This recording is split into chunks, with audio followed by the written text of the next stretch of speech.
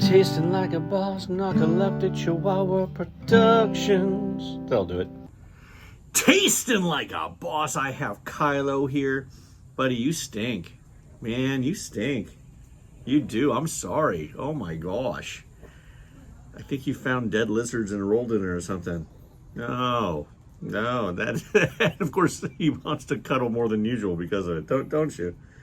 You're like, I want to mark you and make you smell like dead lizards. Oh, great. Perfect. All right, guys. Well, okay, I'm going to let you be here. Okay, just here. Say hello to everybody. Hi, everybody. Okay, and then you can just be in my lap. Oh, God, dude, you're shaking. Okay. I need the ability to smell things besides dead lizards for these reviews. I'm going to put you next to me, okay? Oh, my God, dude. Here, I'll put you here. Oh, my gosh. Do you want that to be like your co-hosting chair? Yeah, you just chill. All right, so today's review is one, I always say I'm excited about it, but I've been thinking about this since like yesterday afternoon, and I was talking about it last night with friends. So this is going to be a Starbucks Reserve Roastery flavor. It is whiskey barrel aged. So there you go, whiskey barrel aged. So Starbucks Reserves. I didn't know anything about them until years ago when I was in DC with eldest daughter of boss, touring schools at the time, and she was so stoked about there being a Starbucks, and I thought, I mean, it's a Starbucks. It's a Starbucks Reserve. And I thought, I don't really know what that means. And so I walked into this little Starbucks in DC, and it was nice. It was well decorated. I'll put you over this one. It was well decorated. It was nice. I realized, oh, they have special like flavors and some special merch which has like this symbol. For those who don't know, I mean, some of you are like, yeah, duh, we know, but see the little R with a star up on top? That's like their symbol. So you can get little bags or cups and prove that you're special, I guess. And it's cute, right? And I've been to a couple since then, but none of them were like blowing my mind. The decor is neat, but this summer when we went to New York, we were near Chelsea Market. I'm talking like I know stuff. I mean, I've been in New York a few times, so I'm not like an expert. But there was a Starbucks right outside of Chelsea Market, for those who know who that is. And this was the first time I was like, okay, now I kind of get it, okay? Because there's different types of Starbucks Reserves. So this one was really big, really gorgeous. Looks like they had some sort of coffee bar along a second floor back wall, if I'm not mistaken. I'm trying to get it right. It looks like they had actual roasting section, like where they're roasting their own beans, which is really neat. So if you're into steampunk at all, you know, with like the barrels and gaskets and pipes and all that stuff, they've got that. And then there's an area where there were, basically coffee experts. You know, I'm not a coffee expert. These guys are coffee experts. And they were there to point out the other beans that are roasted there on site, which are unique to that site. Or if they're not unique to that site, at least you know it was roasted there, right? And I learned, hey, by the way, when they do roast the beans, you know, if you're going to be making the coffee, you have to wait a certain amount of time after the roasting. Did not know that. I think it's 5 days. So it was a really neat experience. So this one here was actually the one they were featuring at the time. And the coffee expert was talking about it, and I got to actually try it. I think they had it in a cold brew, and so I already know it tastes good. I really enjoyed it. So how is this one made here? Okay, so you'll see it says Knob Creek Bourbon Whiskey Barrel Aged. Okay, so there's no alcohol in this. That's not what it is. So instead, they have this relationship with Knob Creek, where Knob Creek is done with the barrels after aging their bourbon. They then allow the beans to basically age, or to marinate, whatever you want to, in the barrels, not in the alcohol, nothing like that, but within the barrels. And so what happens is you have a little bit of transference of flavor over.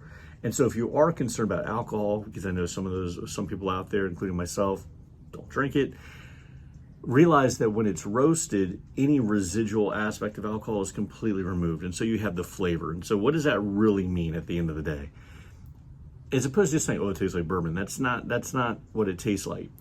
You have to think about what the idea of bourbon flavor comes from. And that's probably the most unique aspect of it, which is you're really talking about taking white oak and charring white oak wood. that's really what you're dealing with when you're dealing with the flavors of that particular spirit. I mean, there's the aspects of the spirit itself, the ingredients of the spirit, but that's really it, which is fascinating. So if you like that flavor or you want something different, the question is, does that flavor transfer over? And what does that mean? It's nutty and fruity, which it should be, little chocolate notes. That's what it should be.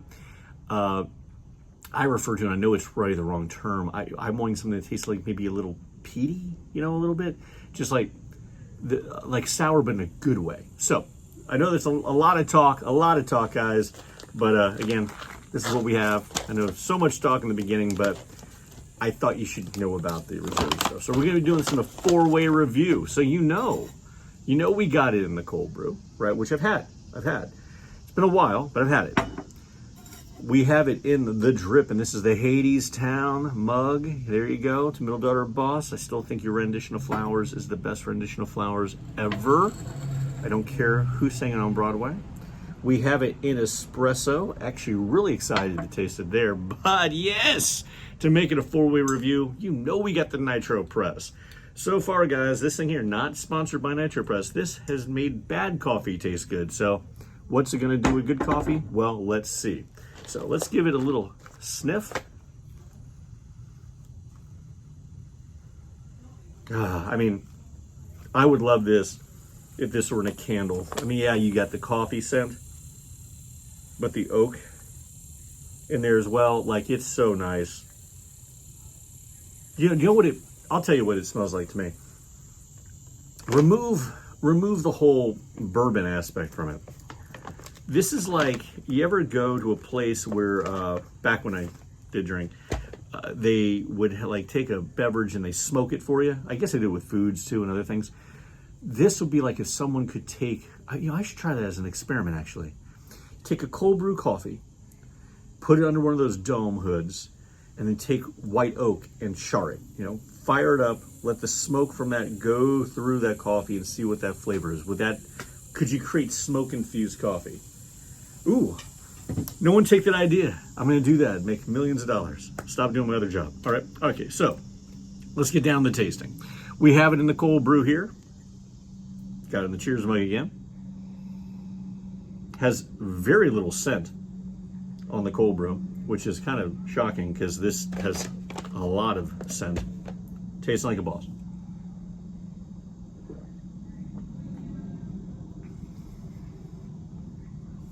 I mean, I have reviewed Starbucks coffees before, usually in the drive-thru or right outside of the drive-thru of their flavored coffees. And I'm not a big fan of that.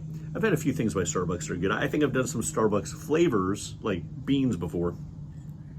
This is something different. I mean, it really is something different. Totally worth the purchase if you're doing a cold brew. It just, yeah, you've got the coffee flavor, but you really do taste that white oak. I mean, it's just something. It is something different. There's a little. I know this is the wrong thing, but I detect it feels like I refer to as like peatiness. There's like this little bit, ever so slightly bit of like a sharp sour kind of thing, but in a good way. Like it hits the tongue, it hits the throat and the mouth in the right way. It's just a very, very good cold brew coffee. And it's not like anything else. It really is not like anything else I've had. Let's move over to the drip. Got in the Hadestown mug. Haven't tried it this way. Scent on this is incredible. It really is. All right, tasting like a boss.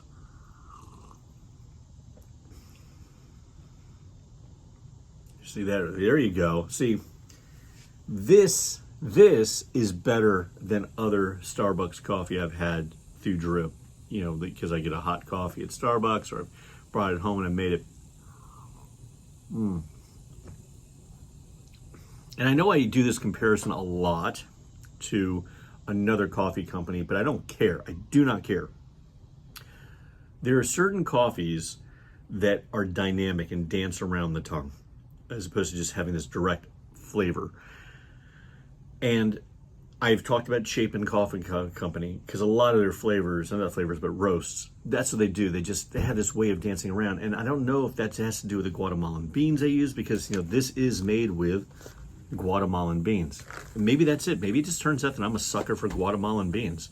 But regardless, that's what happens with this flavor. And so this is like a totally different drip experience compared to anything else you're going to get at the store that I've seen to date. I mean, you know, I have to special order Chapin through their internet site.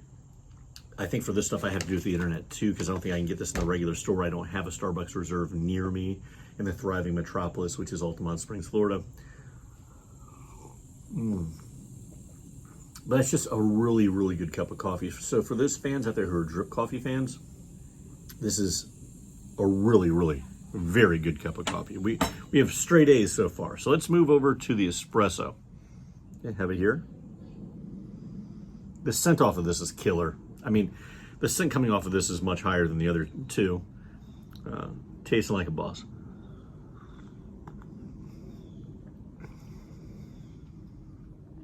I mean, it's good. No, that's actually, I was going to say, I don't want to use it in this format, but I would totally use it in this format. I'd serve this after dinner, especially. Needs nothing. Incredible. That's really, really good.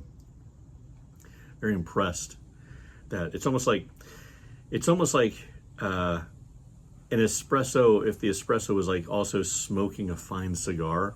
I don't know if that helps at all.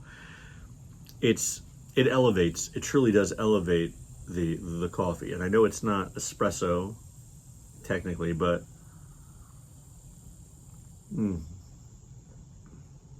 yeah, that really works. Very different flavor than the cold brew and the drip. In fact, I would tell you the cold brew, the drip, and the espresso are all different flavors. The cold brew is more mellow. The drip is just, you're kind of amazed you're getting that much flavor out of this. And the espresso has that little bit of sharpness at the end, but again, not rancid, not sour to the point that it's not good. It's like, but it has that additional like kind of zing, and it's good. So now here we go, moment of truth. This is what I've been excited about because I had it in the cold brew at the Starbucks, thought it was good, but of course they couldn't give it to me in nitro because they didn't have it loaded up. So let's see what we got here. I'll do it this way so you guys can actually see it. Nitro pressing like a boss. Oh, look at that goodness. Okay, look at that goodness. Whoa. Got that in my Ticonderoga glass. Look at me. So bougie. That's right. Yes, Alicia. I said bougie. You called it bougie. Okay, so we have it here. Cold brew. Again, great. Let's move to the nitro press. Tasting like a boss.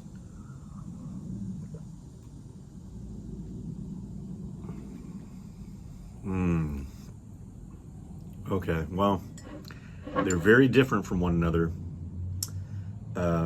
This is an amazing experience. This is one of my favorite nitro press experiences right here. This is really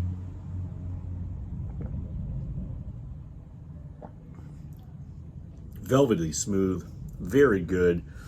Only criticism on this is that this particular flavor, because I know what it tastes like in the cold brew, I feel like some of the muting of the flavor here, I think it's tragic that it has to mute the flavor because of the process a little bit, but the trade-off is the creaminess. So it's really what you're up to that day. If you really want to taste what makes this very special, you're gonna go with this. If you're saying, I want to add some creaminess, I just need to do it, and I don't want to add cream, I don't want to add cream, sugar, anything like that, you're wanting to go with the nitro press. I know a lot of you don't have nitro presses, okay? I told you it's an expensive little investment for what it is. It's worth trying though, but trust me, if you have it in the cold brew, you'll be fine. But with that being said, I'm going to be completing this entire nitro press container. This is going to be my Saturday gift to myself before I clean out the garage. So I need to have that energy. So until next time, people, hit like, subscribe, and share. Come here, dead lizard dog. Oh, so from me and dead lizard dog, oh God, you stink. Oh, that was a mistake. Till next time, people, you know what to do? Oh, keep tasting like a boss. Thanks so much.